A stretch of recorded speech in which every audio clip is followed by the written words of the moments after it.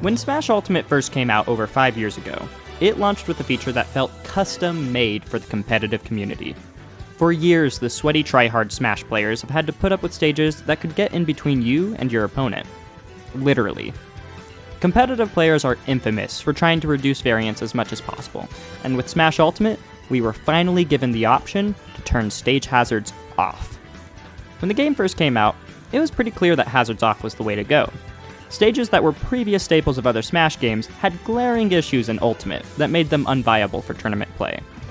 For example, Yoshi's Story, a beloved stage in Super Smash Bros. Melee, would spawn in Shy Guys that carried food. Now, this isn't a big issue in the grand scheme of things, but having items appear even if they are turned off in the settings was still frustrating. Other stages, such as Fountain of Dreams, while beautiful, would frequently suffer from lag spikes under certain conditions. These issues, combined with Hazards Off being an exciting new toggle for Smash Ultimate, made it pretty clear what competitive players were going to use. While it initially seemed like a wonderful solution for competitive play, its arbitrary definitions of what is and isn't a hazard has led to features being removed that were never considered problematic before. After 5 years of playing on the same, static, unchanging stages, many people are beginning to feel that competitive Smash Ultimate has become stale. Biggest issue, I think, and I think I've said that for all these, but the biggest issue this time, for real, it's the stages, man. It's the stage list, which I think is just as much a culprit as these. I have seen so much PS2 and I can't get you stage data. You guys will have to just trust me on this. I don't know how to find it. Source my eyeballs. While all of this has been happening, Hazards On has quietly become a much more appealing rule set. Thanks to the patches that Smash Ultimate has received, many issues with these stages were fixed or reduced. Shy Guys no longer carry food if you turn off items, and most of Fountain of Dreams lag spikes were fixed.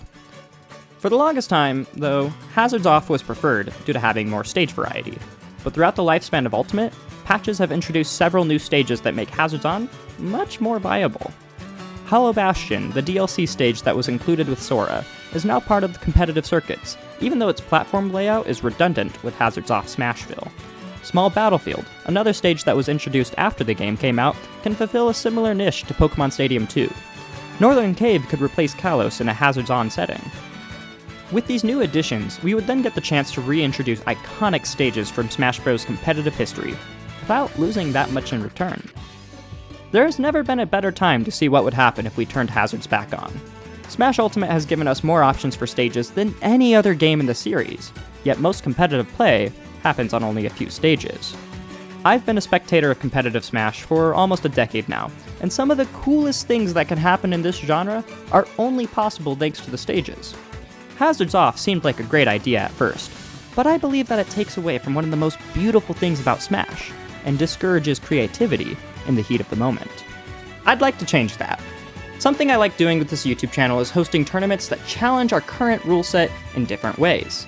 This Friday, September 27th, 2024, I'm going to be hosting a tournament with this rule set.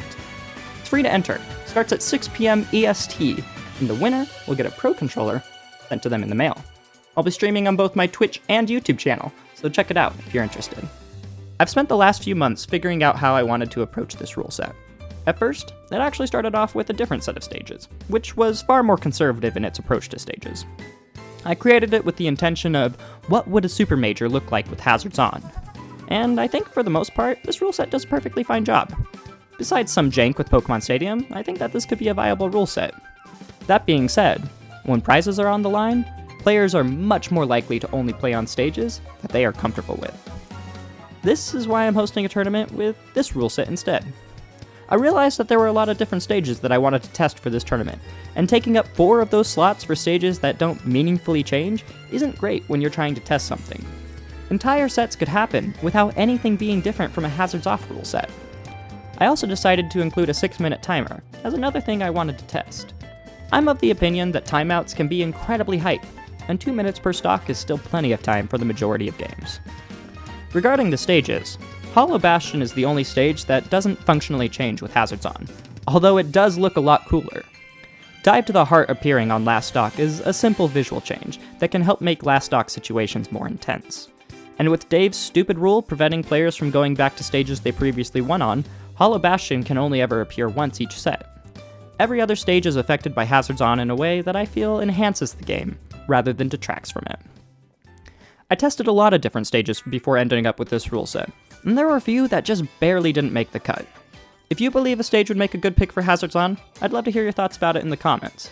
And while you're down there, I'd appreciate it if you liked the video and subscribed. I hate to use this trick, but only 22% of the people watching this video are subscribed. So if you'd like to see me attempt more unique rule sets in the future, you can let me know by doing all the things YouTube likes. Smashville used to be called Starterville back in the day, and was many competitive players' favorite stage. With hazards off, the platform just sits still in the center, and now that Hollow Bastion is in the game, there isn't as much demand for this kind of layout. Hazards on simply turns the platform back on, yet this simple change fundamentally alters the way neutral and combos play out. Escaping the corner becomes much easier when you can hop on for a ride, and the side blast zones become much scarier if you get some help carrying them to the blast zone. And of course, you can't forget about the balloons. It's said that if you can pop more balloons than your opponent, you'll have good luck for the rest of the set. Town and City is another stage that is part of the current competitive rule set, yet it's the only stage that still has moving platforms. Kind of. With hazards off, Town and City has platforms that appear, stay still, and then go away. Hazards on simply gives these platforms a little more life to them. And don't forget to pop the balloons here too! Dreamland is a stage that has been legal in every single Smash game, except Smash Ultimate.